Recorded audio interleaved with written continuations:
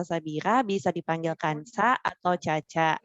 Nah, di sini sebelumnya aku mau ngucapin terima kasih banget buat teman-teman FISIP UI 2021 yang udah meluangkan waktunya untuk ikut di kelas Prakarya Directing ini. Nah, udah perkenalan, enaknya lagi sih kabar-kabaran kali ya. Gimana nih teman-teman kabarnya? Boleh kali reaksinya?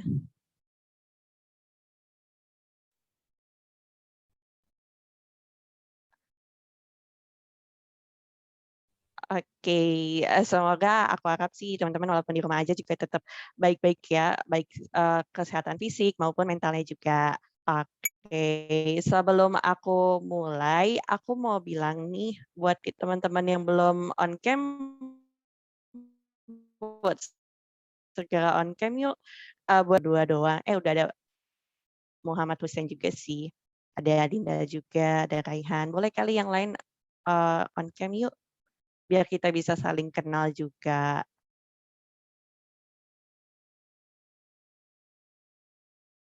Oke, selanjutnya aku mau ngasih tahu nih beberapa poin-poin penting dalam kelas lokakarya ini, teman-teman. Jadi perlu banget didengerin ya.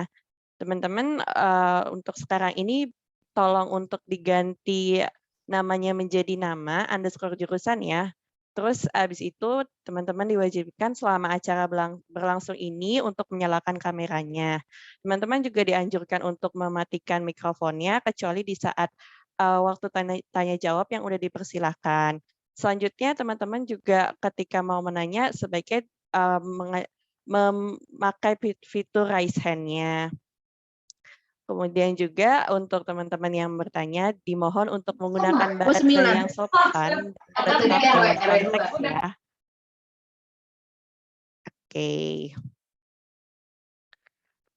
Selain itu aku juga mau ngingetin lagi nih teman-teman untuk seperti yang udah aku tulis di grup Lokakarya lewat grup lain kali ya, yang kemarin itu kan aku udah pernah nge-share untuk link absensi pretest ya. Jadi boleh banget teman-teman yang belum absen untuk segera isi link pretest ini karena ini juga bersifat wajib dan cukup penting dalam pendataan ya teman-teman. Gitu.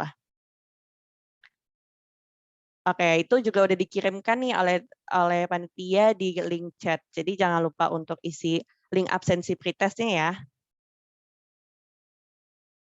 Oke. Lanjut kali ya. Oke. Oh iya, untuk itu aku sebelum mulai acara, aku bakal mengenalkan, tadi kan aku cuma ngenalin nama aku doang ya. Aku mau ngenalin di sini aku yang bakalan nemenin kalian untuk memandu acara ini. Ya di sini aku nggak sendiri dan tentu aja di kelas Lokakarya Directing ini yang udah kalian mungkin kepoin di IG Galmap atau di mana, ini kita ditemanin sama Kak Bagus. Kak Bagus ini sendiri kalau yang kalian udah sempat kepoin, Kak Bagus merupakan alumni dari UI yang juga merupakan FISIP gitu kan di tahun 2017 di jurusan Ilmu Politik. Dan beliau juga udah berkecimpung di dalam dunia seni gitu. Makanya juga beliau juga pernah menjadi sekarang tuh menjadi Head of Public Relation dan aktor pada teater Pandora dari tahun 2016 sampai sekarang gitu. Beliau juga pernah menjadi Creative Director di International Islamic Education Council atau IAIC. Oke, mungkin buat Kak Bagus boleh memperkenalkan lebih lanjut. Baik, saya ambil alih. Oke, teman-teman sekalian, saya buka ya. Assalamualaikum warahmatullahi wabarakatuh. Selamat malam, salam sejahtera untuk kita semuanya. Terima kasih atas kehadirannya malam ini. Dan pertama saya mau koreksi dulu, nggak mungkin saya angkatan 2017 itu nggak mungkin ya. Saya jauh sebelum itu. Saya masuk itu 2010, jadi nggak mungkin ya angkatan 2017 ya. Oke, teman-teman sekalian, Lokakarya ini menarik dan bermanfaat atau tidak tergantung dari keaktifan teman-teman malam ini. Saya berkenan untuk hadir pada malam ini karena memang ini fakultas saya sendiri, FISIP, gitu ya. Jadi saya harapkan semua teman-teman bisa aktif di sini, ya, jangan lemes. Maka dari itu, rules dari saya adalah saya nggak akan ngomong sendiri, tapi nanti saya akan ajak per sesi nanti akan saya ajak diskusi dari masing-masing jurusan. Sebelumnya saya mau cek dulu, bener ya? Di FISIP sekarang jurusannya itu politik, antrop, kom, sosio, HI, kesel, sama krim. Ada yang nggak ada ya? Ada yang kurang saya sebutkan? Kriminologi, kriminologi Ya, tadi udah disebut belum ya? krim udah. Oke, ya. Jadi saya metode mengajarnya akan saya ngajak ngobrol dari perwakilan masing-masing jurusan ini. Jadi saya nggak kayak orang gila, ya, ngomong sendiri, nggak tahu kalian pakai celana apa enggak, hidup atau enggak, ya, saya nggak tahu. Jadi tetap konsentrasi di sini. Oke, baik. Pertama, saya mau ngobrolnya sama ilmu politik dulu. Kebetulan ini jurusan saya. Siapapun silakan, mau sutradaranya kek, penulisnya kek, ya. Nanti untuk sesi pertama ini, gua akan mau ngobrol sama anak-anak politik. Oke, tanpa basa-basi lagi, kita langsung mulai saja. Silakan di-share deck-nya, Hansa. Sebentar ya, Kak. Boleh Opras di-share ininya, PPT-nya ya, Kak, langsung. Ya. Oke, boleh tolong Opras.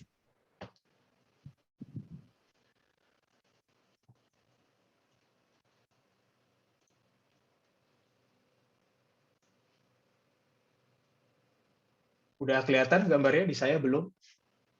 Di saya juga belum sih, Mas. Kak, lagi loading Oke. kayaknya, Kak.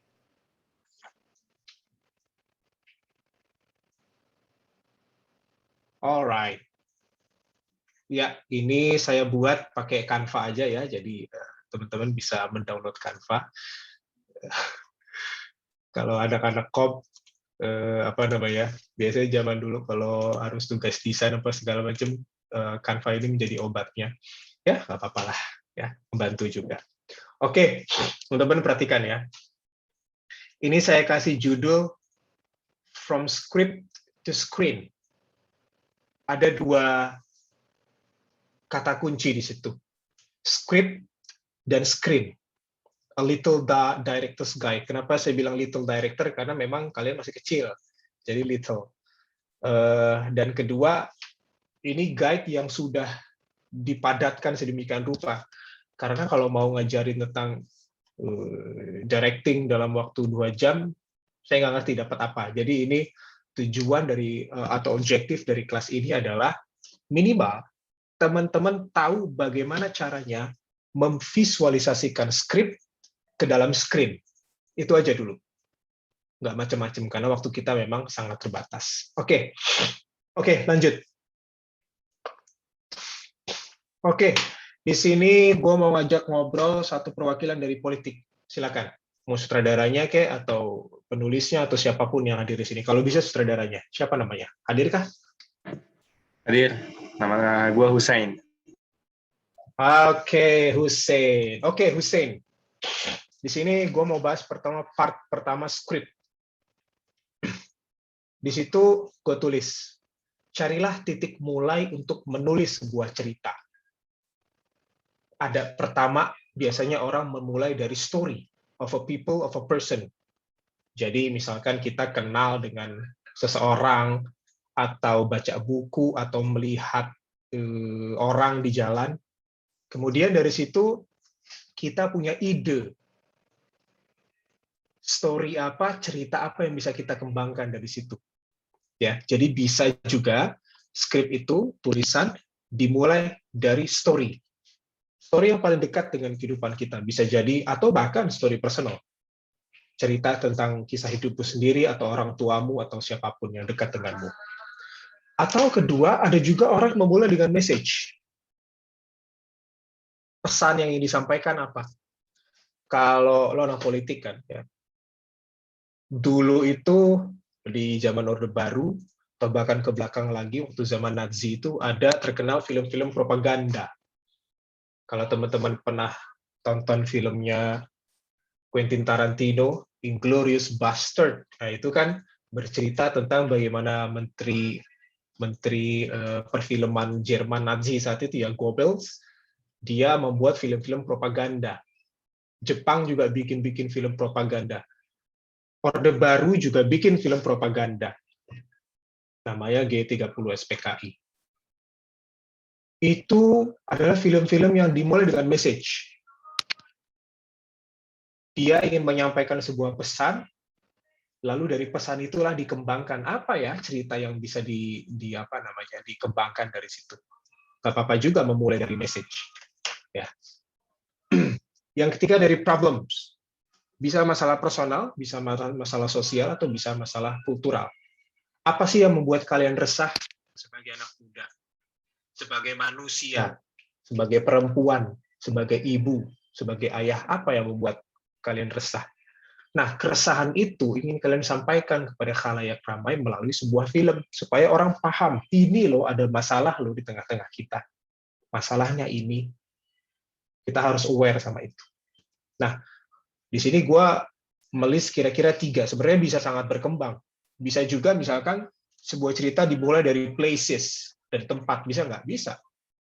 Lo pergi ke tempat mana, tiba-tiba, oh gue ingin menceritakan tentang tempat ini. Bisa juga. Atau dari benda.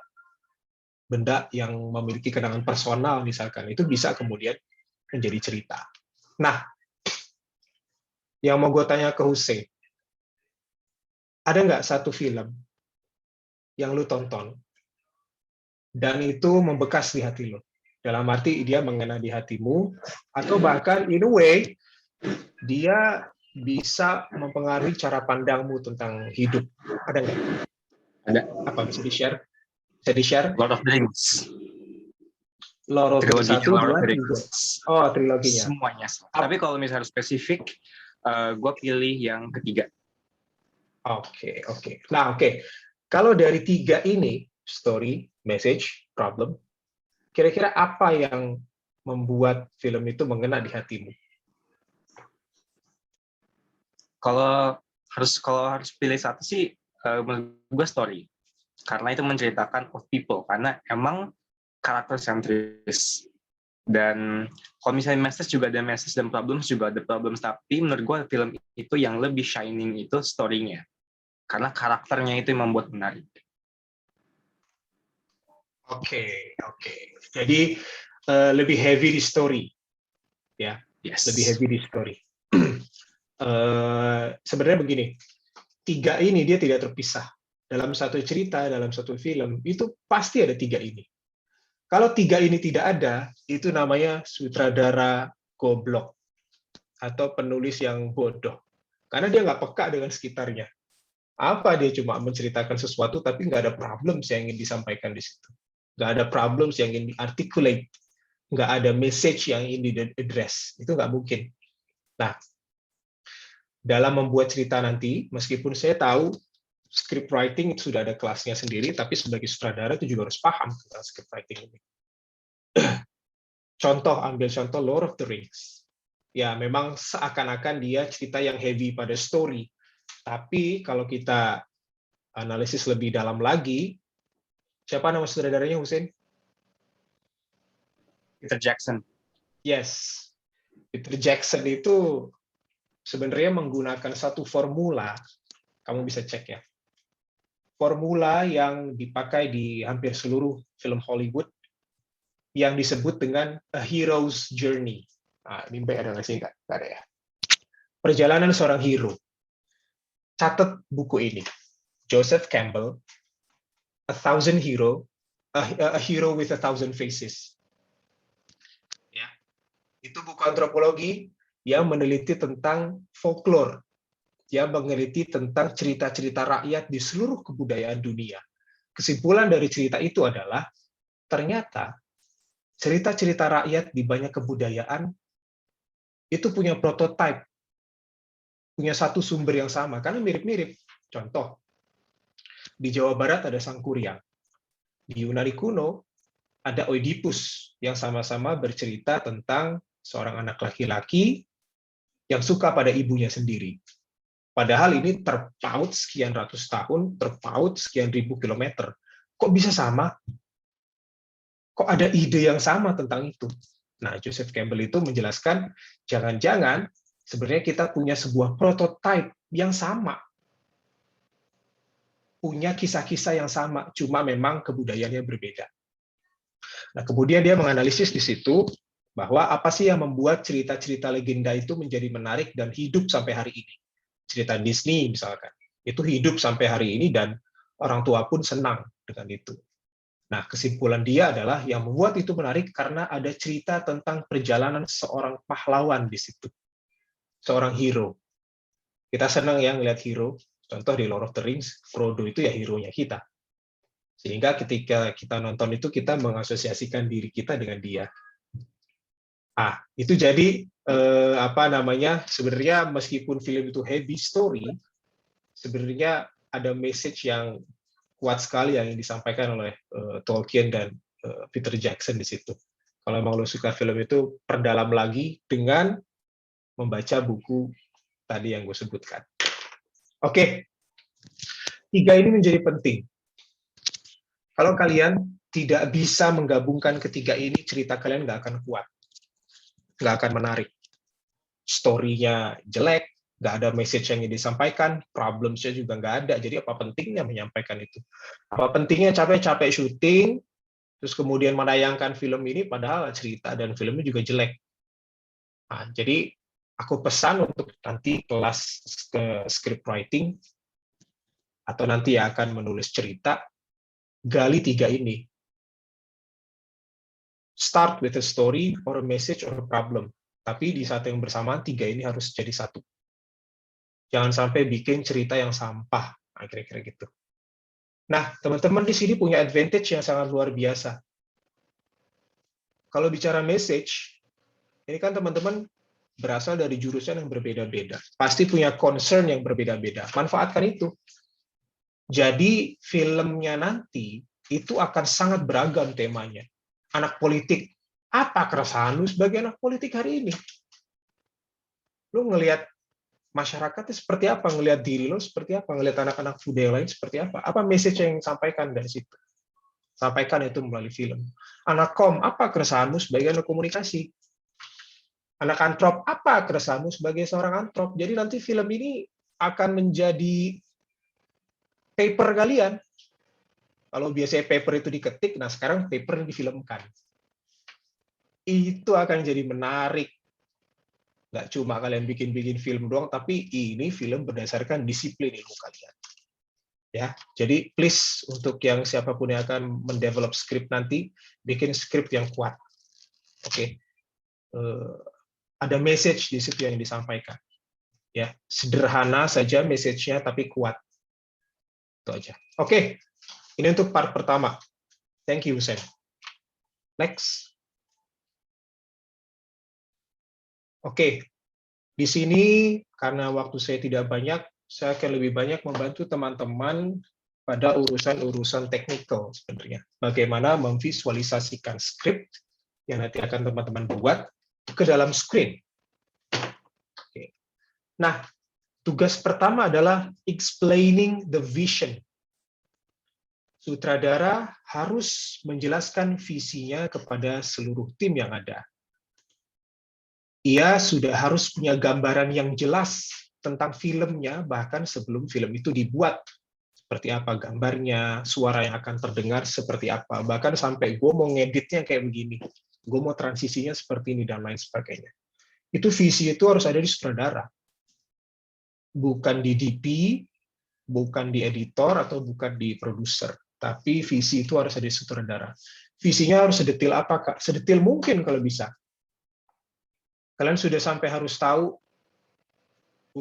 seluk-beluk ya, sampai ke kostum, sampai ke make up, sampai ke rambut akan seperti apa, sampai ke musik akan seperti apa, musiknya masuk saat kapan dan lain sebagainya.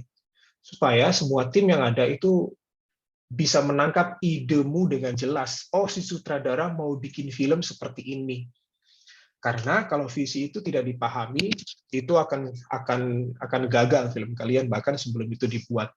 Misalkan sutradara mau film horor, tapi karena nggak bisa menjelaskan visinya, jadinya film komedi. Nah, itu kan jadi gagal film itu. Ya, jadi explaining the key, explaining vision is the key. Kamu jelaskan berdasarkan referensi yang sudah ada di dalam kepalamu. Kamu jelaskan, gua mau filmnya tuh kayak begini. Biasanya caraku untuk menjelaskan itu adalah aku akan monolog di depan tim-tim itu semua. Skrip itu akan aku pegang, ya. Aku akan bacakan, terus kemudian di situ aku sudah akan bergerak menjadi sang aktor dan aku sudah akan memberikan gambaran kepada DOP-nya bagaimana gambarnya akan diambil. Begitu juga dengan efek-efek yang diinginkan. Misalkan, gue di sini mau zoom, gue di sini mau track out, mau track in, gue mau di sini mau ada drone dan lain sebagainya. Itu harus kalau bisa sedetail-detailnya gambaran film tuh ada di sini. Jadi film itu selalu berputar di kepalamu nih. Sudah jadi filmnya itu sudah jadi di kepalamu, tinggal kamu tuangkan saja dalam proses kerjanya. Ya. Oke, lanjut. Nah, sutradara ini harus menjelaskan visinya kepada siapa. Ah, ini aku pilihkan saja beberapa departemen yang kira-kira dalam produksi teman-teman nanti ini ada gitu loh. Jadi aku nggak perlu jelaskan bahwa nanti ada colorist, ada departemen Foley yang khusus ngurusin sound apa segala macam. Toh ini kan sebenarnya produksi kecil kan. Jadi kira-kira ini adalah tim yang dibutuhkan oleh sutradara nanti. Oke, pertama jelaskan visi itu kepada DOP. Bagaimana kalian ingin film ini diambil gambarnya. Tentukan juga ukuran shot-nya, apakah wide, apakah medium, apakah close up. Dan kenapa kalian mengambil itu? Itu kalian harus punya penjelasan tentang itu. Misalkan, gue mau ambil shot wide karena gue ingin menggambarkan si karakter utama ini dalam hutan yang gelap, sehingga itu menambah ketakutan. Boleh. Gue mau ngambil close up supaya penonton bisa melihat mata si karakter ini dengan jelas. Boleh. Ya. Jadi yang paling penting pertama, menjelaskan visi itu kepada director of photography. Nah, dari komunikasi. Siapa? Sutradara atau siapapun yang bisa diajak ngobrol. Ada dari kom?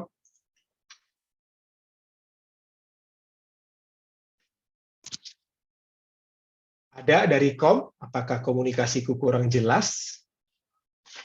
Mana nih yang komunikasi nih? Ayo. Banyak tuh aku Ini lihat ada joke, komunikasi. ada joke-nya tuh begitu. Anak kom tuh justru tidak bisa berkomunikasi dengan baik. Anak politik justru anti politik. Anak krim justru jadi kriminal. Itu joke zaman dulu ya. Tapi semoga hari ini tidak. Apa harus pakai bahasa isyarat? Anak kom mana yang mau ngobrol sama saya? Tuh, ditantang tuh guys yang anak-anak komunikasi mana nih? Saya Kak, Siapa itu? Abid. Abid Kak. Kamu di sini sebagai apa, Abid? Saya direktur Kak. Mantap. Oke, Bid. Sebelumnya pernah ikut dalam produksi film kah? Pernah Kak. Oke, pernah. SMA ya, waktu SMA. Iya. Oke, maksudnya produksi sendiri atau kamu gabung sebuah major production gitu? Produksi sendiri, kebetulan sama teman pernah bikin kayak organisasi gitu di sekolah buat film production gitu Kak, film pendek. Oke, berarti sudah agak ngerti sedikit lah ya tentang proses produksi. Oke, tadi aku bicara tentang menjelaskan visi sutradara kepada DOP. Dan tadi aku menjelaskan tentang jenis-jenis shot ya. Ada wide, ada medium, ada close up. Nah, menurutmu perbedaan selain dari ukurannya ya, perbedaan dari 3 shot itu apa sih? Yang mungkin kamu bisa kasih referensi dari film-film yang pernah kamu tonton juga. Mengapa misalkan sutradara dalam sebuah adegan dia memilih wide shot? Wide shot ngerti ya? Shot yang lebar, yang dia memperlihatkan lingkungan daripada si karakter ini. Ada medium shot yang ukurannya dari pinggang ke atas ini, dan ada close up, atau bahkan extreme close up, bisa ke tangan, ke bibir, ke mata, dan lain sebagainya. Nah, kira-kira pertimbangan apa sih yang dilakukan oleh sutradara sehingga dia memilih jenis-jenis shot tertentu? Silakan. Oke, sebelumnya gini Kak, mungkin bedanya kan kalau wide itu yang agak lebar dan memperlihatkan mungkin latar belakang dari si orangnya, kayak tempatnya masuk. Terus kalau medium itu mungkin yang setengah badan, dan close up itu mungkin kayak ekspresi wajah atau yang benar-benar lebih dekat gitu kan.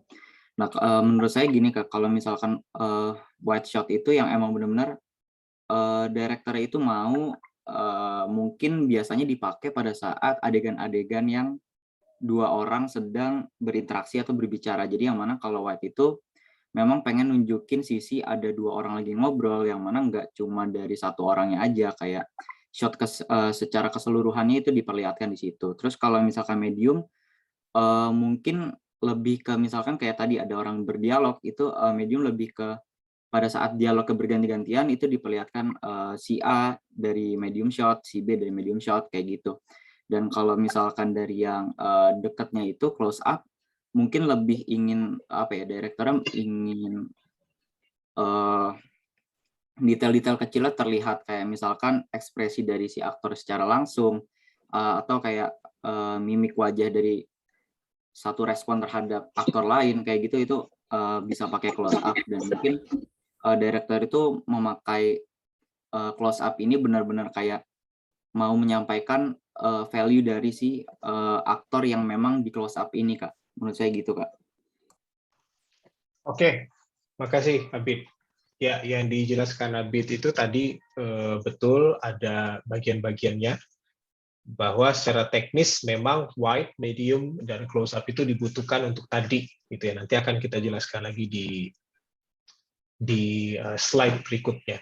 Tapi sebenarnya lebih dari itu, ada pertimbangan lain dari hanya sekedar apakah sutradara ini mau mengambil hanya dia berdialog atau hanya ekspresi dan lain-lain. Itu sebenarnya secara psikologis mempengaruhi. Dalam arti, kalau kamu melihat shot-shot yang wide, itu kamu biasanya adegan-adegan grande itu seperti perang atau seperti bom yang meledak, itu kan kita lihat pakai wide shot kan. Itu memang dia memberikan suatu perasaan yang wah, grande. Dan memang wide shot ini memang adalah shot-shot yang paling susah ya, wide shot ini. Kenapa? Tahu nggak? Karena satu, frame yang terlihat kan lebih besar. Itu artinya kalian harus nge-set artistiknya itu lebih luas lagi. Kalau misalkan aku cuma pakai close up, ya wajah saya aja yang kelihatan. Ini belakang saya enggak. Tapi kalau semakin wide, itu akan banyak pertimbangan artistik dan tentunya biaya. Memang gambar yang dihasilkan akan luar biasa bagus gitu loh. Tapi memang ada pertimbangan produksi itu juga. Tapi selain daripada kebutuhan tentang ukuran, pilihan jenis shot itu juga memberikan perasaan-perasaan yang berbeda kepada penonton. Wide itu akan memberikan perasaan yang lega, grande, luas, ya. Makanya biasanya banyak film-film tentang hope itu dia diakhiri dengan sebuah wide shot. Karena dia ingin menggambarkan di akhir film itu bahwa si karakter utama ini dia akan menuju ke sebuah cahaya yang terang. Kalau misalkan kalau teman-teman nonton 12 Years of Slave, itu film yang bagus sekali. Ketika si Solomon ini yang mudah-mudahan ada yang nonton ya, jadi aku bisa menjelaskannya nyambung. 12 Years of Slave itu ketika Solomon ini akhirnya dibebaskan sama tuannya, itu ada satu shot yang memang close up, tapi ada pencahayaan yang berbeda, kemudian diperlihatkan bahwa dia semakin jauh, semakin jauh, semakin jauh. menimbulkan harapan di situ. Atau yang paling populer kalau teman-teman nonton Fast and Furious, di mana yang film terakhir itu ketika mobilnya pisah, nah itu kan ada perasaan yang luar biasa yang kita dapatkan dari gambar itu, gitu ya. Nah, medium itu sebenarnya shot standar untuk memperlihatkan kegiatan yang dilakukan oleh sang aktor, mengobrol kah, baca buku, makan mie, main komputer dan lain sebagainya. Sementara close up itu dia akan memberikan satu efek psikologis di mana kita merasa sempit dan lebih merasa tertekan sebenarnya. Jadi layar itu kan hanya ada muka dia semuanya. Nah, itu secara psikologis memang akan memberikan perasaan kepada kita bahwa dia sangat dominan sekali. Orang ini sangat dominan sekali. Nah, jadi tadi, selain memang pertimbangan-pertimbangan soal teknis, pilihan-pilihan shot itu juga berpengaruh kepada psikologis penonton. Dan itu sutradara harus jeli melihat itu. Kapan gua harus wide, kapan gua harus medium, kapan gua harus close. Jangan sampai ini momennya pasnya di medium tapi lokasi wide. Ini pantasnya di close up tapi lokasi medium. Ya, jadi harus cerdas sekali dan harus sabar sekali membuat shot list-nya. Oke. Kemudian artistic director. Nah, di sini artistic director yang saya maksud sebenarnya adalah yang mencakup semuanya ya, dalam arti bukan hanya set dresser, tapi juga costume designer dan kemudian make up. Ini biasanya bahasa anak teater nih, makanya saya pakai artistic director. Karena biasanya di dalam produksi teater itu, yang bertanggung jawab terhadap makeup, terhadap kostum itu ya namanya artistic director. Ya. Dalam artian ini keseluruhan artistik yang dibutuhkan, sutradara harus menjelaskan. Harus detail, sedetail-detailnya. Jangan sampai artnya itu, kalau bahasa anak sekarang, kentang ya. Jadi artnya itu tidak penuh. Dalam arti begini, art ini kan sangat berhubungan dengan satu paling utama lokasi. Misalkan kita udah selesai cek lokasi dan ada satu lokasi misalkan paling gampang ya di kamar kerja. Nah itu art director harus paham gimana cara mengisi ruangan kerja itu sehingga dia tampak real. Banyak biasanya nih ya penyakit daripada filmmaker baru adalah mereka itu membuat set yang nggak nyata, nggak real. Jadi sehingga terlihat memang propertinya itu ditaruh di situ, barusan aja ditaruh. Bukan properti yang memang sudah ada di tempat itu untuk sekian lama. Misalkan, kalau mau bikin set dapur, gue bisa ngeliat tuh, mana teko yang emang di situ udah lama, dan mana teko yang baru ditaruh sama art director-nya. Itu bisa kelihatan. Nah, bagaimana caranya art director itu punya visi bagaimana menjadikan set itu begitu hidup, begitu nyata, sehingga penonton nggak akan mengira bahwa itu set yang baru dibangun, bukan. Itu memang set yang sudah ada di sana sejak dahulu kala. Ya, jadi art director itu sebenarnya satu dia kuncinya. Bawa kamera kemana-mana, ada set apa kamu foto, terus kamu list barang-barang yang di situ adanya apa. Misalkan dapur, kamu foto dapur makmu, jepret ya kan. Nah, situ akan kelihatan, oh dapur ini membutuhkan ini, dan itu semua barangnya kamu penuhi. Ya. Kamar kerja dan lain sebagainya itu kamu lihat betul-betul set itu sehingga kamu bisa membangun set itu secara detail. Dan itu visi itu harus dijelaskan oleh sutradara. Oke, selanjutnya location manager. Sebenarnya di samping location manager nanti untuk teman-teman produksi harus ada 3 manajer. Catat. 1, unit manager.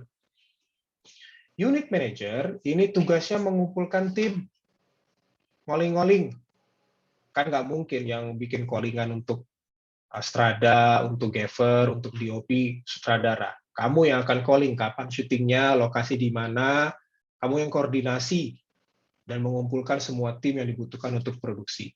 Ya, itu tugasnya unit manager. Kedua, location manager. Nanti ketika akan cek lokasi, datanglah sama sutradara sama si location manager ini. Setelah lock, nanti dia yang akan mengurus administrasi termasuk perizinan, pembayaran sewa lokasi, ya, pengamanan tempat dan lain sebagainya. Ini location manager. Nah, ini yang satu lagi jangan lupa equipment manager yang nanti akan bertanggung jawab soal alat kalau teman-teman akan sewa. Karena nanti alat itu kan harus dibawa dari tempat rental ke lokasi syuting. Itu berarti harus ada yang mengurusnya, unit manager, equipment manager yang akan ditemani oleh seorang driver. Ya, jadi ini detail nih, produksi lumayan detail. Oke, itu 3 manajer yang teman-teman butuhkan ya. Oke, terus kemudian ini salah satu unsur yang paling penting, aktor. Harus menjelaskan dengan detail visinya kepada aktor seperti apa. Kamu bikin cerita ini untuk menyampaikan pesan apa. Kamu mau aktor kamu bermain seperti apa. Itu harus jelas sejelas-jelasnya. Jangan sampai aktor itu dibiarkan bodoh. Nggak boleh. Aktor itu harus tahu film kamu ingin berbicara tentang apa. Ya. Dan diskusi antara sutradara dengan aktor ini harus berjalan secara intens karena aktor ini ujung tombak filmmu. Bisa jadi pengambilan gambarmu jelek, bisa jadi setmu jelek, tapi kalau kamu punya aktor yang baik, agak terselamatkan.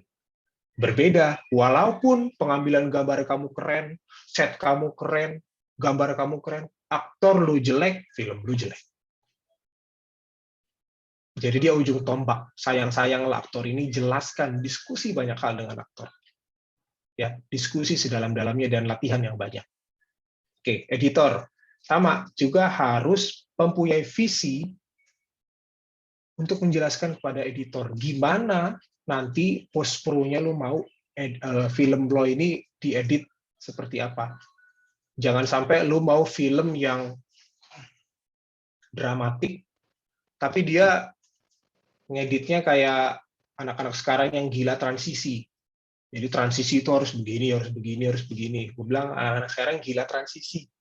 Ya, yang penting editing itu transisi, nggak juga, bro. Lu mau film seperti apa? Sesuai dengan kebutuhanmu. Ya, itu. Terus yang terakhir yang sangat berpengaruh juga music director. Ini unsur yang paling sangat penting juga dalam sebuah film. Yang karena itu aku mau ngobrol sama anak Antrop. Yuk, Antrop. Apa itu namamu? Faiz, Kak. Faiz di sini sebagai Director, Kak. Oke, director. Nah, ini kenapa gue pilih Antrop untuk musik. Karena musisi-musisinya Visit tuh banyak dari Antrop. Ya, music directornya Pandora tuh Antrop, si Hombi 2010.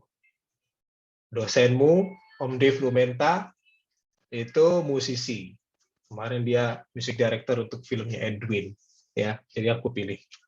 Oke, bicara tentang musik. Ada nggak satu film yang kamu suka banget dan kamu nonton itu semakin semakin terbawa itu karena musiknya? Film apa? Sebenarnya kalau musik agak banyak sih ya, Kak. Cuman kalau satu musik yang gue inget banget dari pertama yang bahkan dari hook-nya aja udah musik tuh film Intouchables, Kak. Oh, Intouchables ya? Mm-mm. Itu siapa tuh komposernya tuh? Film Prancis, Kak. Jadi dia di awal gitu. itu ada adegan apa? Jadi dia kejar-kejaran gitu dengan ambulan.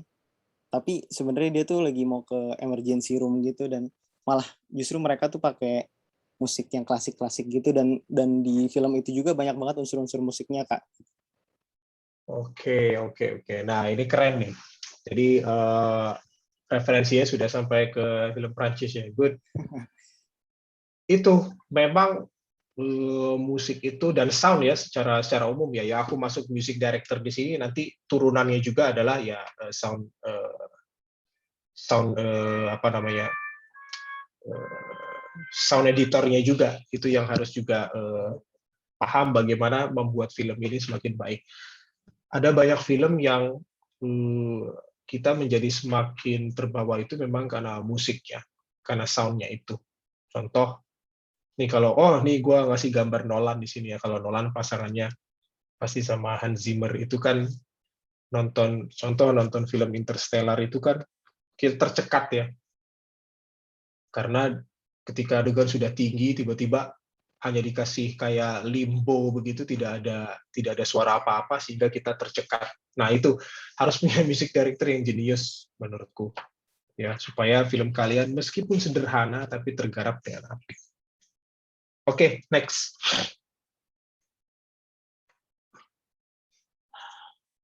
Oke, ini sudah masuk ke beberapa tahapan, ya. Mohon dicatat sekali.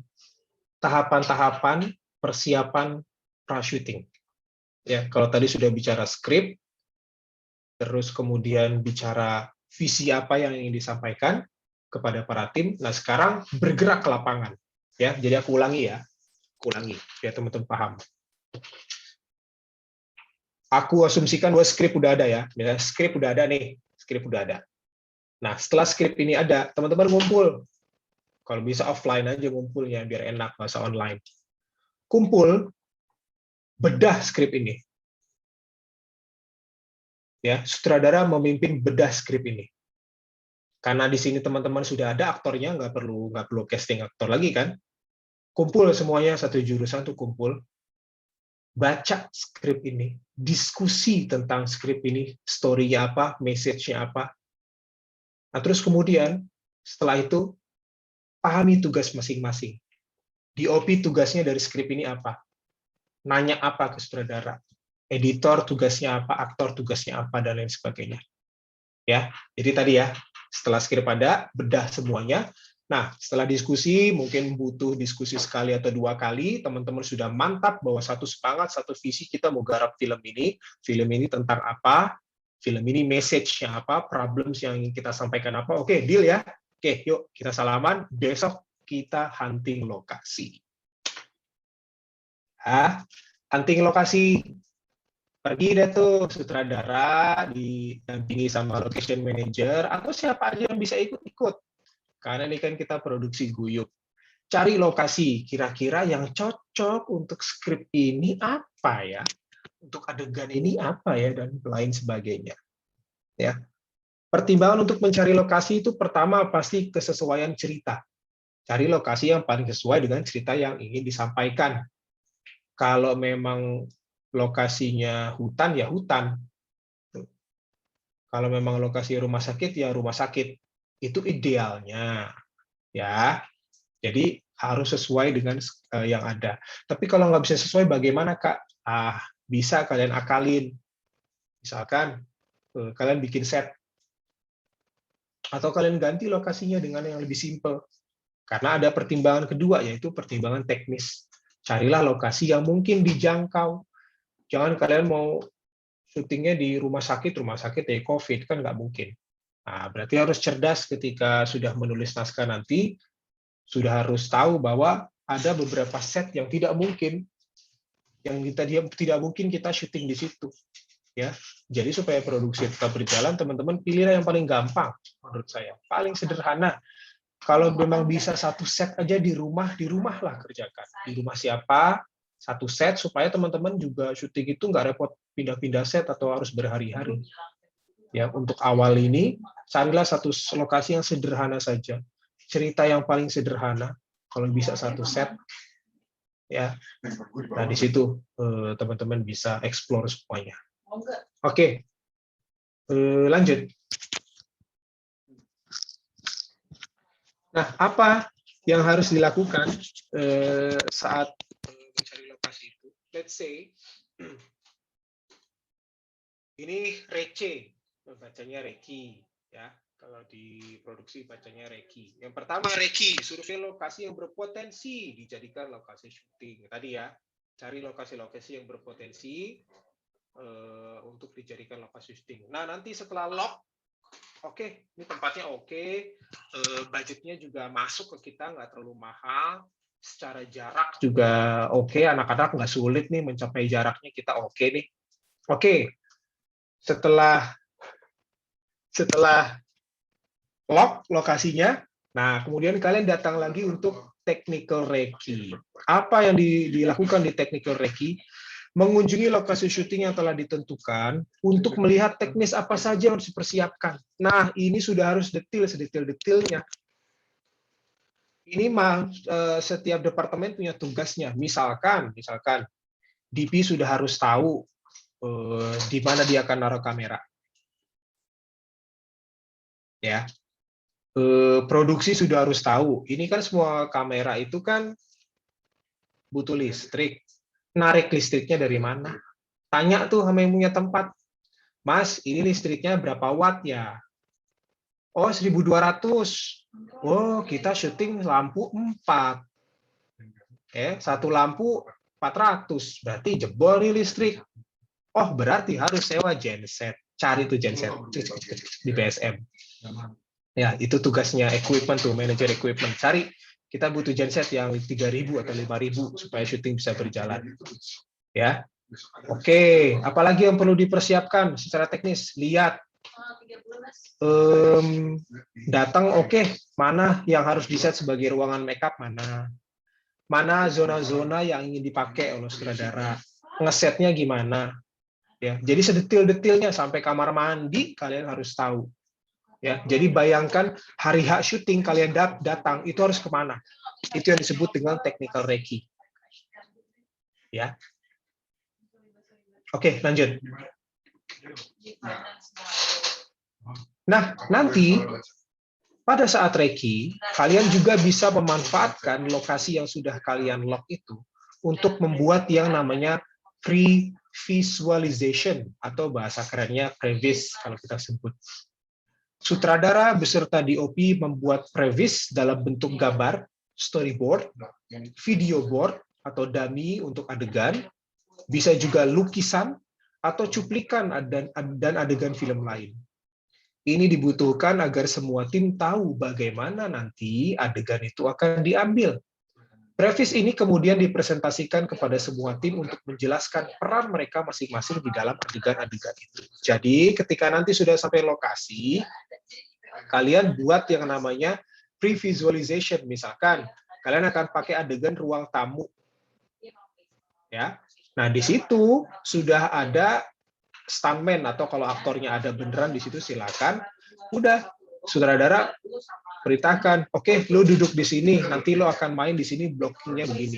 Nah, di situ kalian manfaatkan juga, DOP bisa memanfaatkan itu untuk mengambil gambar. Terserah, bisa bentuknya video, atau bisa bentuknya gambar, storyboard, supaya nanti kalian tahu, oh, kita akan mengambil gambar seperti ini. Nah, aku udah kirimkan ke Kansa contohnya ya. Coba bisa di-share, Kansa, yang namanya board Sangkuriang. Bisa di-share screen yang namanya board Sangkuriang. Oke, bisa diklik di situ terus diperbesar. Di slide 2. Diperbesar coba. Jadi push-nya sementara itu satu. Enggak, berdua kayaknya kemungkinannya kalau berdua say yes. Oke, aku ini kasih contoh. Dan ini nanti formatnya sudah aku share ke Kansa, bisa teman-teman pakai. Ini adalah foto asli. Jadi ini adalah foto aktornya. Memang lokasinya bukan ini, tapi kira-kira gambarnya akan seperti ini. Jadi dia kita suruh beradegan, kemudian kita suruh pause supaya kita tahu adegannya akan seperti apa. Ya, jadi pertama dia berjalan, kemudian merentangkan selendang, tiba-tiba ada penari gaib dan lain sebagainya. Nah ini teman-teman susun berdasarkan skrip yang ada. Teman-teman mau gambarnya seperti apa. Nah di situ di atas kotak itu ada tulisan scene, tulis scene-nya scene berapa yang ingin dimasukkan ke storyboard ini, scene berapa, shot berapa, dan shot size-nya. Medium shot kah, wide shot kah, apa close up. Ya, ini formatnya sudah sangat mudah. Aku sudah share ke Kansa, nanti teman-teman bisa pakai ini. Ya. Nah, ini salah satu bentuk storyboard dalam bentuk foto. Ya. Oke, kalau memang foto tidak memungkinkan dan teman-teman punya cara lain, ada satu lagi cara, namanya storyboard menggunakan gambar. Coba buka Kansa. Board apa ya namanya ya, aku lupa tuh tadi yang dia bentuknya gambar. Nah iya, nah oke, coba slide ke-7. Nah bisa menggunakan gambar. Ya mungkin teman-teman pernah melihat ya ada proses sutradara dia menggambar. Ini menggambar adegan. Ya, kalau memang tidak dimungkinkan untuk ke lokasi atau bertemu dengan aktornya, tapi sekarang gampang lah teman-teman bisa foto board itu menggunakan HP kok. Ya. Jadi sama aktornya atau sama siapapun lah. Oke, coba lo duduk sini, gue mau ambil. Nah, jadi supaya sutradara juga bisa tahu, enaknya shot-shotnya ini medium, wide apa close ya. Ya. Tapi kalau memang tidak bisa juga, bisa diambil dengan ini gambar. Kalau teman-teman tukang gambar yang baik, bisa dijelaskan melalui gambar seperti ini. Ya, tapi mungkin ini proses yang lebih rumit ya, karena teman-teman simply sekarang bisa pakai kamera HP buat bikin storyboard. Tapi ini bisa diterapkan. Oke, lanjut. Satu lagi yang namanya video board. Coba di-share Hansa yang tadi video. Nah, sebelum di-play. Nah, ini adalah video board dalam arti kita bikin dummy-nya. Dummy adegannya seperti apa, supaya nanti ketika syuting kita udah tahu ini sebenarnya filmnya udah jadi akan seperti ini, cuma aktornya berbeda, permainannya berbeda. Coba di play, silakan.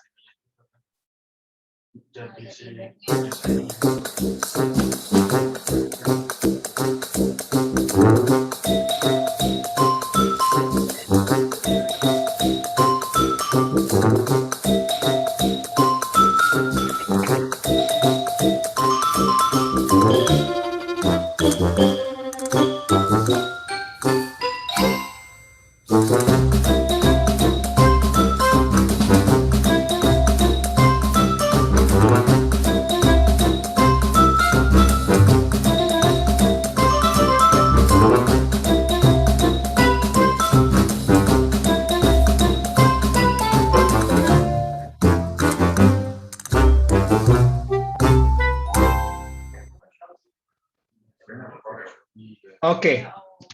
Nah, ini bentuk video board. Ya, sebenarnya bisa juga teman-teman lakukan supaya nanti gambaran filmnya sudah lebih jelas. Kalau tadi yang pertama kan hanya foto gambar. Yang kedua gambar tangan. Kalau ini sudah jadi shot-shotnya. Jadi teman-teman ke lokasi, langsung dibikin tuh pre-visualization-nya. Nggak harus dengan aktornya asli, suruh aja tukang sapu apa segala macam. Mas, diam situ, Mas. Ya, ambil apa segala macam. Jadi teman-teman ambil shot-shot yang dibutuhkan, terus do a little editing, dan jadilah seperti ini.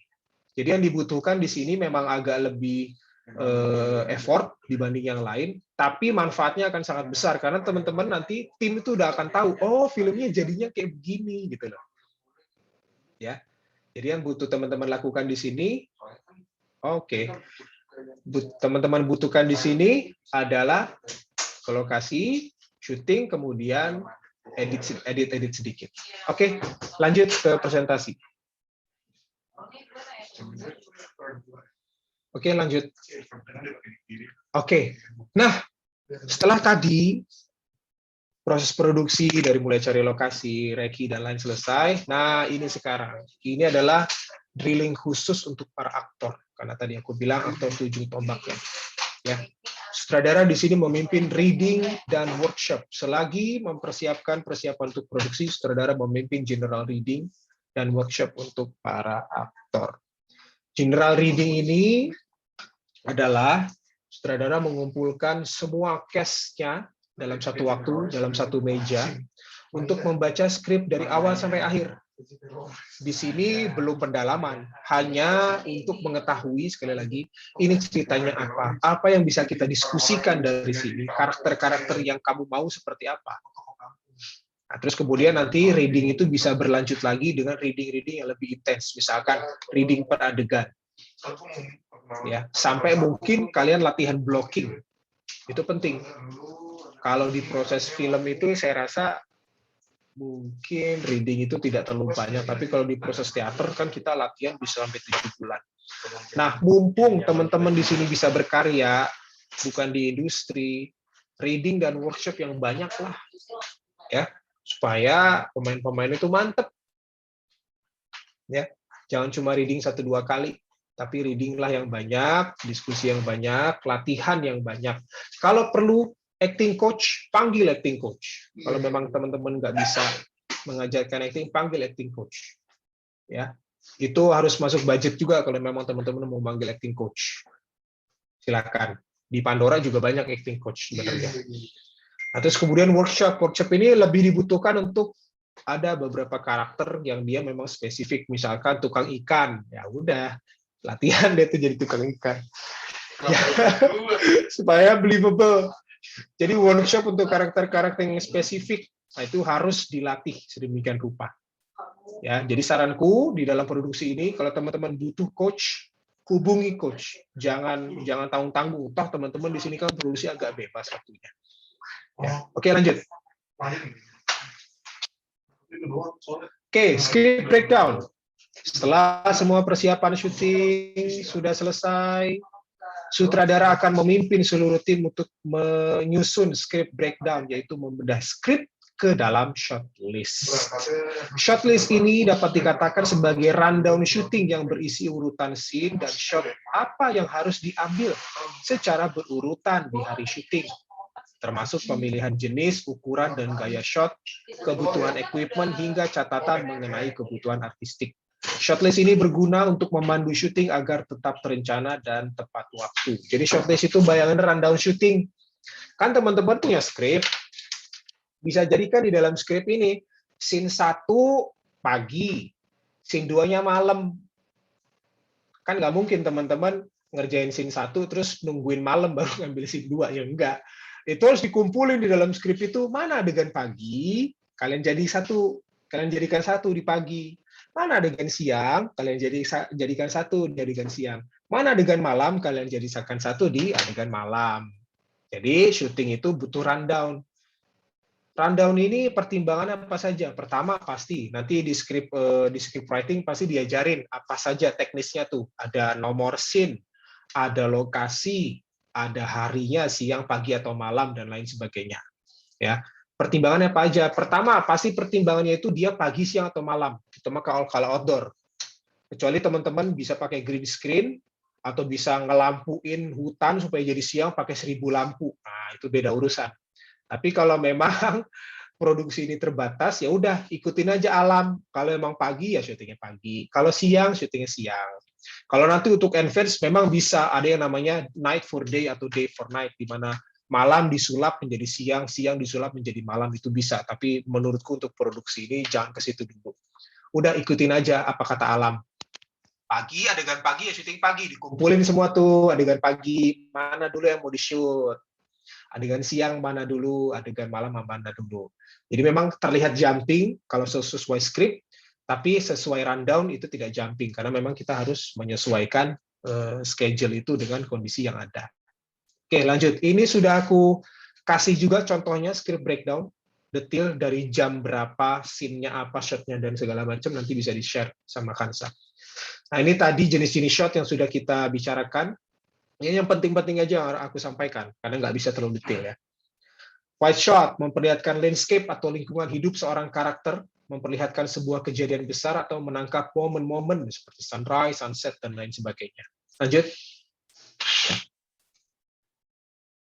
Ada medium shot, memperlihatkan karakter dengan kegiatan yang sedang ia lakukan. Medium shot berfokus kepada satu atau dua karakter dengan kegiatannya, yang juga memperlihatkan pula objek-objek di dekatnya, seperti buku, pulpen, handphone, atau makanan, dan lain-lain sebagainya. Lanjut. Close up memperlihatkan objek secara lebih dekat dan detail. Misalnya close up kepada karakter untuk menambahkan efek sedih yang dirasakannya. Oke, lanjut. Dari kita yang sudah bicara, nanti kita lebih banyak diskusi aja.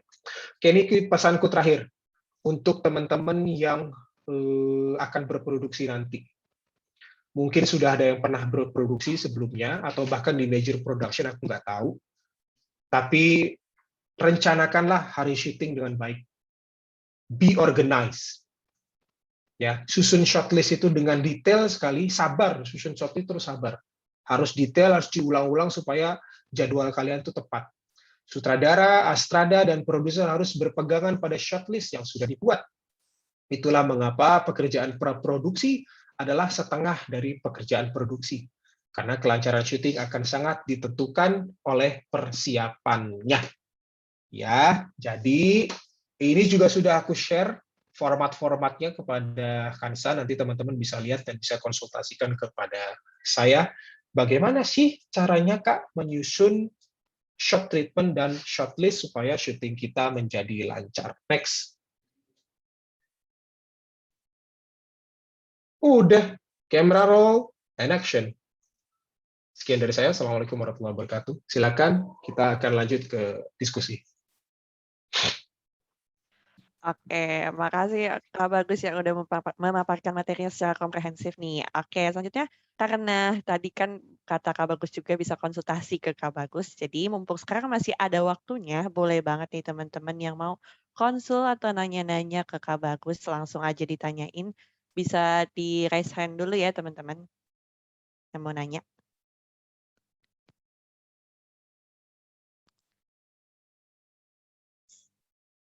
Oke, ini udah ada nih.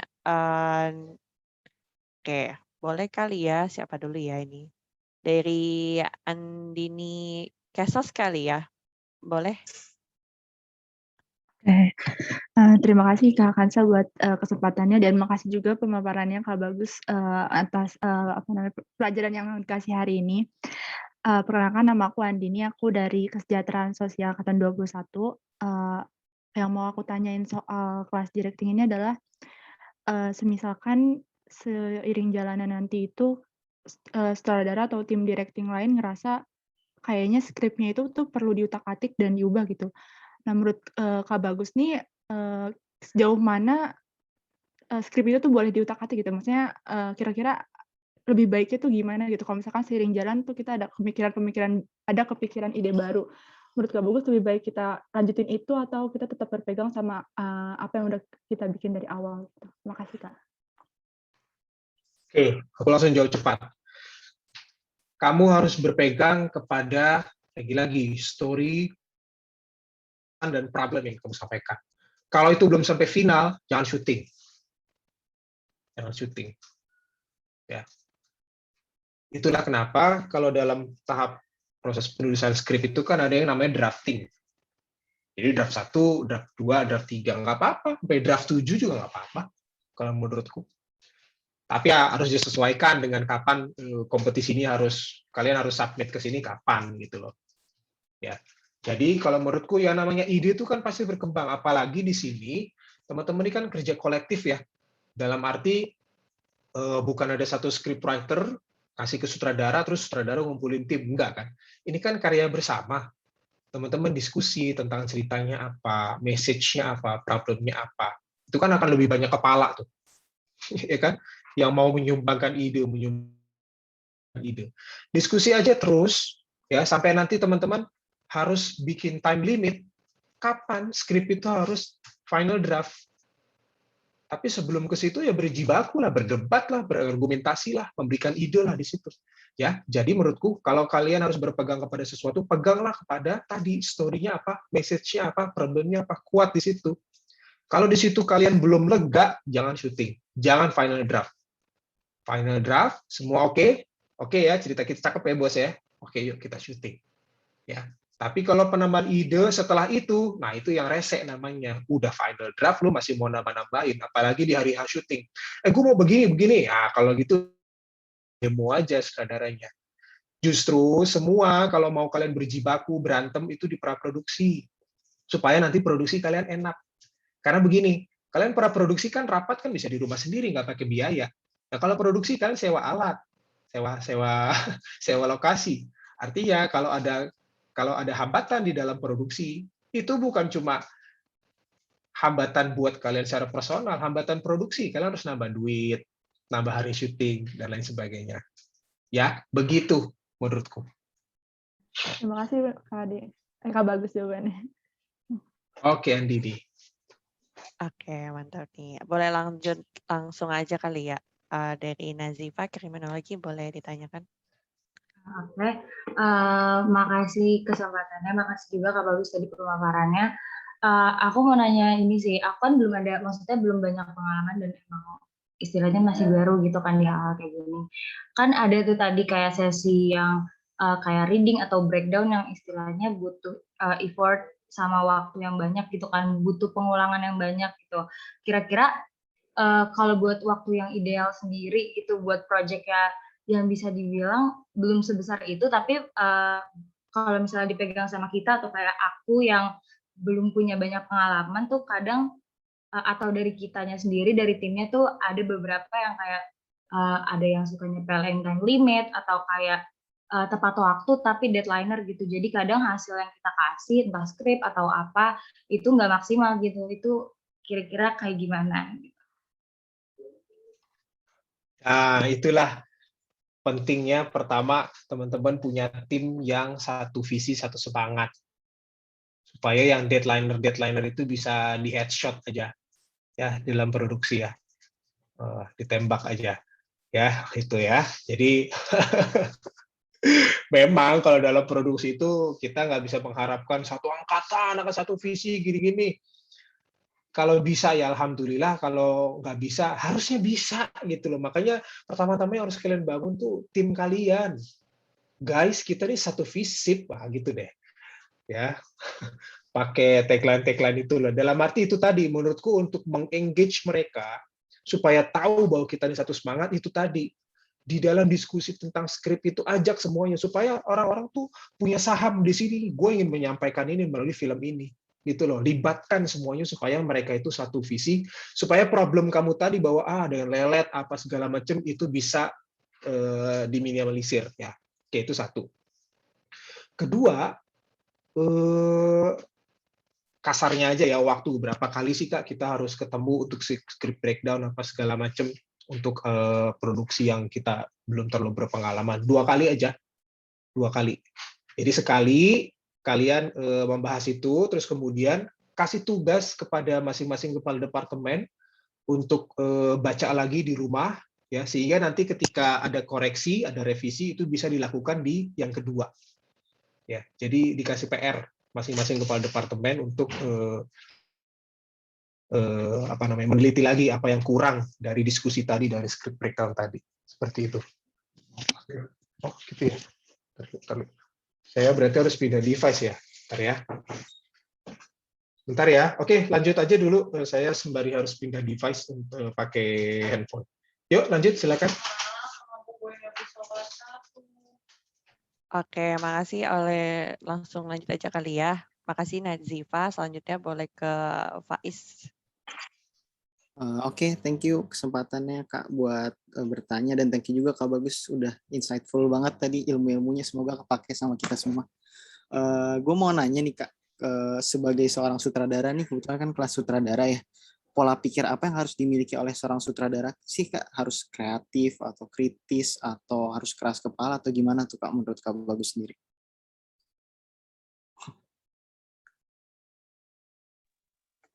Tadi apa kamu ngomongnya, karakter atau apa tadi kamu ngomongnya? Pola pikir yang dimiliki sutradara Kak. Oke.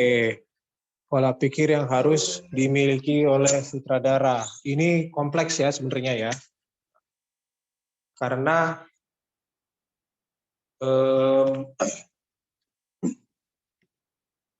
begini. Bagaimanapun, suaraku jelas kedengar ya? Dengar nggak? Jelas nggak, Jelas Hansa? Kak, jelas. Oke. Karena begini ya, ini kan kalian kerja tim ya, dalam arti kalian bukan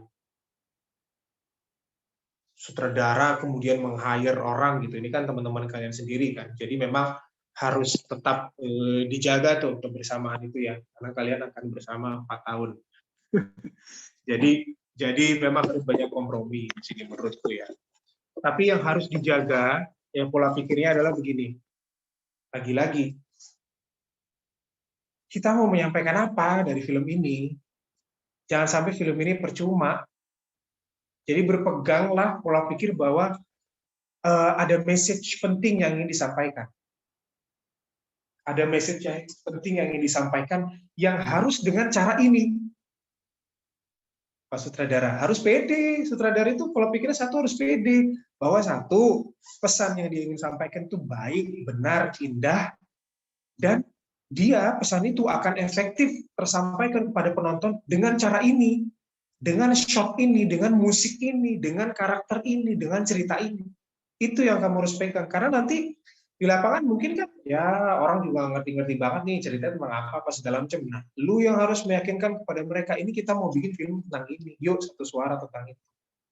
Nah, kalau udah bisa menjelaskan visi itu kepada teman-teman ya berdoa aja supaya mereka juga bisa ikut semangat untuk itu. Jadi pola pikirnya itu aja, gimana caranya film ini jadi tepat waktu, bagus, jangan kompromi. Itu kalau menurutku ya, harus pede. Oke. Thank you, Pak. Ya, sama-sama. Oke, ini ada lagi nih yang nanya nih Kak Bagus. Boleh buat Abid langsung ditanyakan. Oke, terima kasih Kak buat kesempatannya.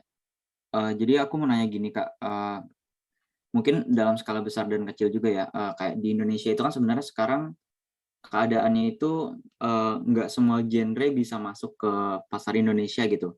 Kayak as we know kayak, genre yang biasa masuk dan cocok tuh kayak drama, romance, atau horor gitu biasanya. Nah di sisi lain tuh kayak film-film action atau CGI itu kayak kurang laku di pasar Indonesia. Dan, kita itu gimana sih Kak, kalau misalkan yang tadi aku tangkap ya dari pemaparan Kak Bagus, sebagai sutradara kan kita tuh, poin pentingnya adalah delivery dan juga, ngebawa tim itu biar solid gitu Kak. Dan gimana sih Kak kalau misalkan kita punya satu ide nih tentang apapun yang misalkan kayak dianggap belum cocok nih sama masyarakat kebanyakan. Kayak misalkan kita punya ide film action atau segala macam. Nah, gimana tuh cara kita sebagai sutradara itu mendelivery ide kita ke lingkungan yang belum banyak orang meminatinya gitu, Kak?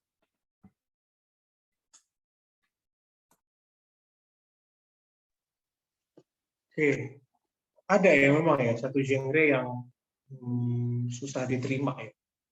Menurutku itu bukan genre, tapi mungkin gaya ya, yang belum bisa diterima.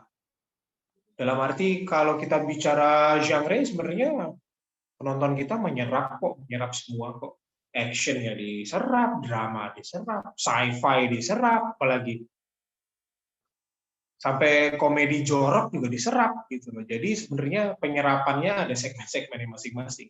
Cuma mungkin yang menurutku yang maksud kamu itu kurang bisa diserap itu sebenarnya gaya bercerita. Contoh ya, film-film Eropa agak kurang laku di Indonesia. Ya, bukan pasarnya tuh film-film Eropa. Maksudnya Eropa Barat ya, kayak film-film Prancis, Itali gitu ya. Itu kan agak kurang di Indonesia. Itu karena gaya bertutur mereka yang lambat misalkan. Sementara penonton kita mau diberikan sesuatu yang Avengers apa segala macam gitu loh. Meskipun itu ada pasarnya sendiri, ada segmennya sendiri. Kayak misalkan di kita ada kompetisi festival Europe on Screen, itu juga banyak kok yang submit ke situ gitu loh, dengan gaya-gaya seperti itu gitu loh. Dan lagi kalau misalkan di Indonesia misalkan model-model film Jogja misalkan yang lambat, temponya lambat, apa segala macam itu juga ada segmennya gitu loh. Jadi sebenarnya kamu harus menentukan dulu segmenmu yang mana. Kamu mau segmen yang besar, mau major production atau yang kecil. Ada kok. Jadi ada yang namanya niche market. Semua genre punya niche marketnya. Ya. Dan memang kamu nggak bisa memaksakan suatu genre atau gaya bisa disukai oleh semua orang, bukan. Tapi incar aja niche market itu ada kok. Yang underground gitu tuh kompetisinya ya ada, festivalnya ada, orang-orang penontonnya juga ada. Dan menurutku aku lebih suka niche market seperti itu kalau untuk memulai. Karena apa? Mereka tuh lebih engagement lebih tinggi. Kalau orang kan nonton aja segala macam. Kalau ini engagementnya lebih tinggi, mereka bisa komunikasi sama kamu, biar mereka bisa diskusi dan lain sebagainya. Jadi menurutku nggak ada masalah dengan genre sebenarnya. Tapi yang jadi masalah adalah cara bertutur tadi, cara bertutur. Ya, tapi intinya kalau film kamu bisa dimengerti, siapapun bisa nonton. Ya, jadi yang nggak bisa diterima oleh masyarakat itu yang filmnya nggak bisa dimengerti sama mereka. Ya, itu menurutku. Mudah-mudahan. Terima kasih, Kak. Ya.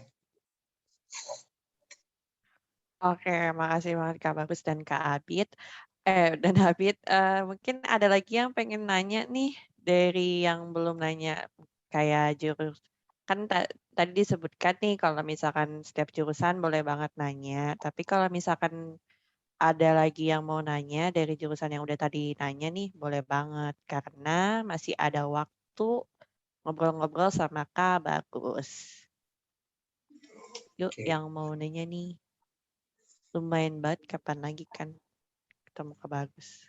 Oke, aku mau tanya Hansa, ini kan katanya Oh iya, konsultasi 10 menit lagi, terus sisanya ngapain? Ada apa? sisanya mau ngejelasin ini sih, Kak udah mau ngejelasin tentang output loka karya dan penutupan sih Kak, gitu. Oke, baik. Oke, sebelum ada yang nanya, aku mau menyampaikan begini sebenarnya. Boleh Kak. Nanti teman-teman di dalam produksi kalau butuh pendampingan profesional itu sebenarnya bisa.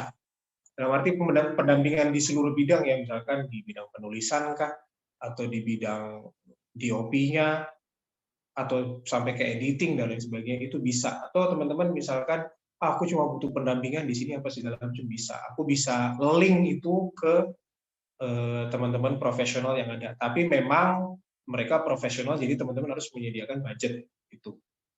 Ya, misalkan butuh pendampingan untuk produksi Kak, gimana sih cara nyusun produksi apa segala macam, bisa dilakukan pendampingan itu, tapi karena mereka itu pro, berarti teman-teman harus ada budget, tapi bukan budget besar gitu ya, tapi budget untuk konsultan aja, itu aja. Silakan. Lanjut.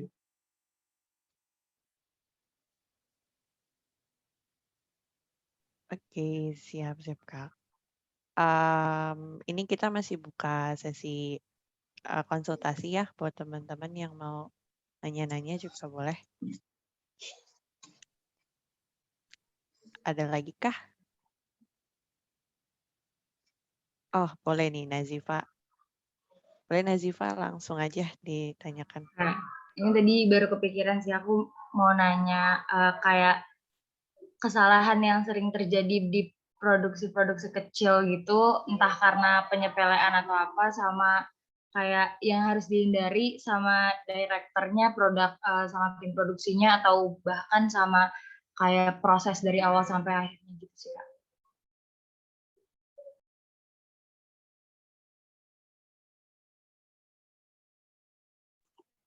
Oke, ini good pertanyaannya nih. Jadi supaya teman-teman bisa benar-benar tahu hari H syuting itu seperti apa sih. Kesalahannya, nggak ada leader.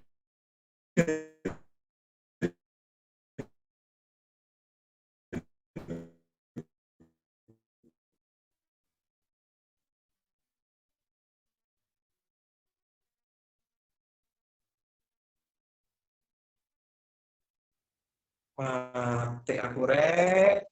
Ya, di sini sebentar. Halo, udah masuk lagi belum saya? Udah Sudah Kak. Kak, sudah bisa. Oke, itu tadi kesalahannya adalah persiapannya tidak baik. Itu persiapan yang baik kenapa tuh? Karena dari awal ini leadernya nggak pede gitu loh. Banyak temu sutradara kayak gitu. Dia juga nggak pede gitu loh. Bisa jadi dia kan aktornya lebih senior dari dia, sehingga dia malu untuk menjelaskannya. Dia sebenarnya juga nggak clear di dalam kepala dia nih, gue mau ngapain sih. Jadi orang diajak bingung gitu loh, bukan diajak jelas tapi diajak bingung. Nah itu tuh biasanya yang di lapangan sutradaranya agak-agak asam lambung tuh begitu, karena dia juga grogi. Gue mau ngapain? Jadi ditanya, bang ini ngapain bang gini-gini? Gini deh, apa segala macam, nggak jelas tuh, kepalanya nggak jelas tuh. Jadi kesalahan yang harus dihindari ya itu tadi, jangan sampai kalian nggak siap untuk syuting, dari mulai skripnya, dari mulai detil-detil kalian harus ngambil shot seperti apa itu. Jadi datang itu sudah dengan buku panduan namanya shortlist. Ya, nih udah kita udah susun shortlist, yuk jam 6. Oke, jam 6 kita shot scene 1, shot 2. Pemainnya ini, alatnya ini, artistiknya ini. Oke, siap yuk, ready. Jadi gitu, jadi syuting bisa berjalan. Jadi semua kuncinya ada di sutradara. Yang harus dia punya vision yang clear, kemudian shortlist yang rapih. Pokoknya datang ikutin shortlist. Ya, pulang kalian semua shotnya sudah terambil, tinggal diedit. Jadi menurutku itu tuh untuk hari syuting penting banget punya shortlist yang rapi. Itu Nazifa, semoga membantu. Terima kasih banyak Kak. Oke, makasih banyak untuk Nazifa dan Kak Bagus. Mungkin ada lagi yang mau bertanya?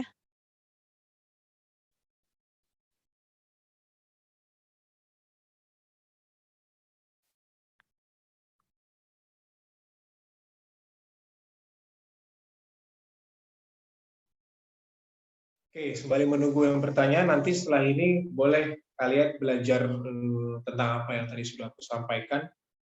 Itu ada satu akun Instagram namanya IFDC. IFDC. Itu asosiasi-asosiasi sutradara, di situ ngumpulnya IFDC, @IFDC. Nah, kemarin itu lagi Ernest Prakasa yang sedang menjelaskan tentang menjadi sutradara. Tapi sebelumnya ada Joko Anwar yang menjelaskan cukup detail tentang bagaimana tahapan-tahapan persiapan sebelum syuting. Itu kalian bisa belajar dari situ ya tentang bagaimana mempersiapkan sebuah produksi. Oke, makasih Kak Bagus. Itu tuh boleh tuh dicatat tadi tuh yang di-mention sama Kak Bagus. Ini mungkin kalau nggak ada lagi yang mau nanya, aku tutup kali ya sesi pertanyaan dan konsultasinya. Oke. Aku mau bilang terima kasih lagi buat Kak Bagus dan teman-teman yang udah berpartisipasi untuk nanya dan udah mendengarkan sampai akhir. Sebelumnya aku mau ngejelasin soal output lokakarya yang tadi aku bilang kalau bakalan ada penjelasan output lokakarya nih. Nah, jadi di lokakarya ini bakalan ada outputnya gitu. Kalian dikasih tugas, tapi tugasnya tenang aja guys, gak sendirian itu. Jadi kayak boleh kerja bareng-bareng, tapi kerja barengnya ya tentunya sama jurusan. Nah, di output lokakarya ini kalian bakal dapat penambahan poin, tapi nggak cuma di output ya. Jadi penambahan poinnya ini terdiri dari yang pertama itu adalah kalau misalkan kalian ikut lokakarya, dan yang kedua itu kalau misalkan kalian mengumpulkan output dari lokakarya yang kalian ikuti gitu. Nah, sistem penilaian poinnya itu nantinya bakal dimasukin ke lomba Gelmapnya ya. Dan kalau misalkan kalian hadir di lokakarya yang kalian ikutin, kalian akan mendapatkan poin 3 poin. Terus kalau misalkan kalian mengumpulkan output lokakarya yang kalian ikutin, kalian bakal mendapatkan 2 poin. Yang berarti setiap ikut satu kelas lokakarya, kalian akan mendapatkan 5 poin. Jadi kalau kalian ikut beberapa kelas lokakarya bakal lumayan banget kan ya. Nah, jadi aku pengen nanya lagi sih Kak, lebih konfirmasi lagi nih Kak ke Kak Bagus. Untuk tugas di lokakarya directing ini tuh yang kata membuat itu ya Kak, yang storyboard atau yang mana ya Kak? Atau Jadi begini film? aja. Aku permudah aja buat teman-teman karena kalau untuk membuat storyboard itu mungkin harus dikerjakan di lapangan. Buat shortlist saja, yang namanya shortlist. Aku udah kirimkan ke Kansa yang namanya shortlist, ya, namanya shortlist. Nah itu dibuat itu aja. Jadi teman-teman sudah bisa membreakdown dari skrip, contoh skrip yang aku kirimkan ke Kansa itu. Pilih satu scene aja, satu scene, terserah mau scene 2, berapapun yang teman-teman anggap mudah, kemudian breakdown itu menjadi shortlist. Di situ sudah ada kolom-kolomnya, itu shortlist sangat sederhana banget. Isinya cuma scene-nya scene berapa, ya. Terus kemudian teman-teman mau membagi scene itu ke berapa shot, apakah ketiga shot, apakah kedua shot, atau berapa shot. Terus misalkan shot pertama itu wide-nya, shot kedua mediumnya, shot ketiga close up-nya. Nah, di masing-masing itu nanti kalian tentukan, oke, kalau di sini berarti butuh equipment apa, atau lensanya lensa berapa, artistiknya apa, talentnya siapa, dan lain sebagainya. Jadi buat mudah saja. Kalau aku minta bikin photo board, video board, atau storyboard, teman-teman harus proses lagi. Kalau bikin shortlist, itu teman-teman bisa baca aja si skripnya itu, kemudian tuangkan atau dibedah dalam shortlist. Itu aja, Hansa. Oke Kak. Kak, ini yang untuk shortlist-nya ini yang judul filenya shortlist musikal Sangkuriang bukan ya Kak? Iya, itu aja. Oke, jadi pilih satu scene gitu ya Kak? Ya, satu scene aja untuk di breakdown. Oke, siap-siap. Nanti aku pihak panitia bakal kirimin lagi ke grup lokakarya yang di line ya teman-teman gitu. Nah, untuk pengumpulannya itu nanti bakal dikasih tahu lagi di grup Lokakarya yang di Line. Oke, kayak gitu aja sih. Terus, sebelum menutup nih, Kak, aku mau ini, Kak, boleh kali ya, Kak, buat ngasih wejangan-wejangan gitu buat teman-teman FISIP UI 2021 yang soalnya kan nanti mereka bakal, bakal bakal ngeproses Gelmap-nya gitu kan sampai akhir itu harus kayak gimana, Kak, buat mereka semakin semangat gitu loh, Kak? Oke, apa ya? Gini aja deh teman-teman. Kebayangkan ini kesempatan sekali seumur hidup ya bisa sama teman-teman bikin film gitu kan. Itu jarang-jarang tuh terjadi tuh. Dan ini akan menjadi karya teman-teman yang bisa nanti teman-teman tonton lagi di tahun-tahun berikutnya. Kalau ada satu semangat yang aku mau berikan sebenarnya gini.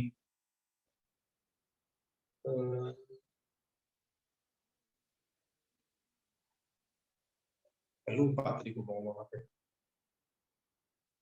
Ini, nih ketemu. Jadi gini teman-teman, kalian kan udah kuliah ya, udah kuliah berapa lama, suruh bikin paper, bikin critical review, ntar udah gedean dikit bikin skripsi, itu kan pekerjaan yang membosankan ya. Kalian punya sesuatu yang disampaikan, ada problems, ya, tapi bentuknya sangat kaku, bentuknya paper, ya, pendahuluan, identifikasi masalah, apa segala macam dia tuh, isi kesimpulan. Aku tahu kalian nggak suka mengerjakan itu. Nah sekarang kalian diberikan kesempatan untuk mengungkapkan keresahan kalian, apa yang mau ingin kalian sampaikan, tapi melalui film yang prosesnya lebih fun, ya, nggak harus ada spasi rata kiri rata kanan, spasi 1,5 apa segala macam gitu. Jadi gunakanlah medium ini untuk mengubah paper-paper kalian yang sudah kalian bikin itu menjadi film, ya. Karena biar bagaimanapun teman-teman berasal dari jurusan-jurusan yang berbeda, belajar hal-hal yang berbeda, punya concern masing-masing yang berbeda. Nah daripada dosen nyuruh tuangkan itu dalam bentuk paper, bete, ya kan, dikejar deadline, mending bikin film. Nah, jadi kalau pesanku itu aja buat semuanya ya. Thank you.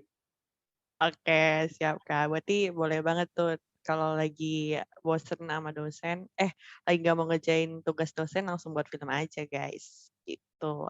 Sama tadi aku setuju banget sih sama penjelasan dari Kak Bagus kalau kita harus pede gitu loh, harus menguasai juga dan itu emang penting juga sih gitu. Karena kalau nggak pede ya jatuhnya nanti yang ke bawah-bawahnya kayak ke aktornya juga jadi nggak pede gitu ngelihat direktornya nggak pede gitu sih. Sebelum karena ini udah di akhir kan ya, sebelum nutup acara kayak yang biasanya nih kita bakal ada sesi dokumentasi. Jadi buat teman-teman yang belum on cam, yang belum on cam boleh banget nih langsung on cam. Yuk teman-teman.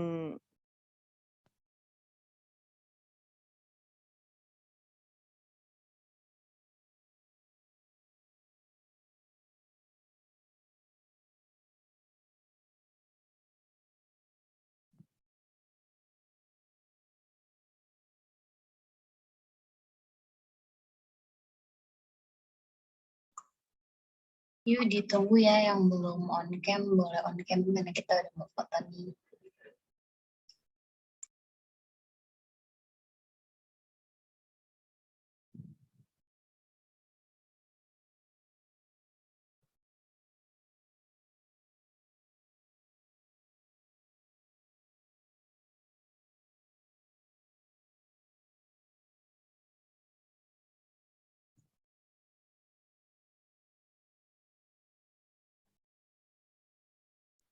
Oke, mungkin sedikit aja kali ya.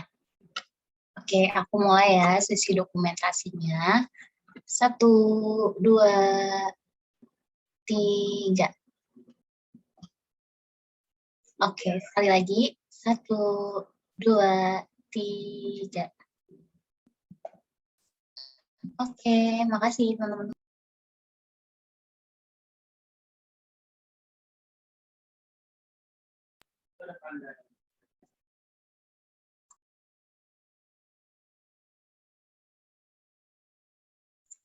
Caca, maaf itu masih off pic, Ca.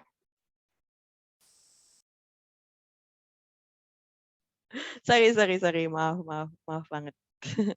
Oke, makasih banget buat teman-teman FISIP UI 2021 dan Kak Bagus yang udah memberikan materinya yang sangat komprehensif dan semoga mudah dimengerti sama teman-teman.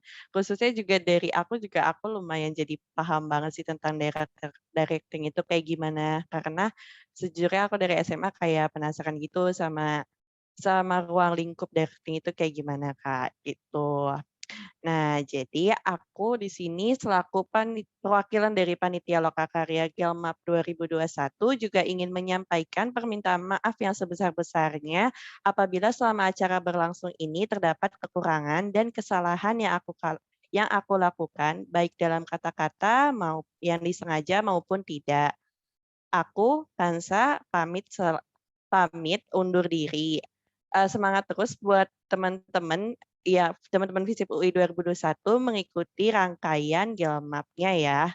Terima kasih banyak teman-teman. Tapi sebelumnya aku mau bilang nih,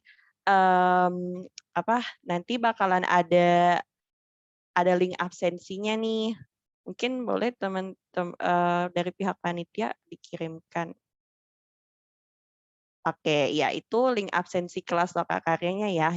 Jadi kalian setelah mengisi link absensi pretest, kalian perlu banget ngisi link absensi setelah kelas Lokakaryanya. Gitu teman-teman. Makasih teman-teman.